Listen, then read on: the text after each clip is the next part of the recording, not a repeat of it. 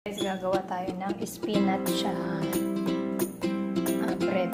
Yan, ito ay harina, tubig at asin lang at saka mantika. And meron tayo dito tinempla na spinach. Ayan, spinach yan guys. Ayan ang ipapalaman natin dito sa ating. So guys, let's go. See you later. Tuturo ko kung paano ko ito ginawa. Ibali yung isang ko kasi binasa ko siya tapos hinati ko sa kalahati. Tapos nabinod na siya, hinati ko siya. Then ngayon, nilagyan ko siya ng itong spinach.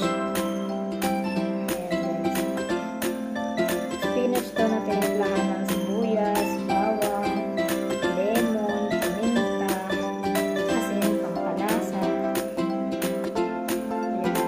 Yan po yung timpla nito. Tapos, ito namang doon natin ay harina lang yan na may asin, tubig at mantika. Ayan. So guys, ayan na yan. Isasara mo lang yan. Kuklose mo siya. Ayan. Papasok mo siya sa loob.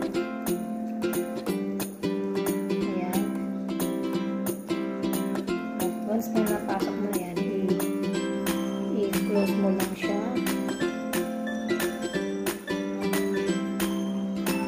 Ayan. And then, hindi nyo kita kaso i-adjust ko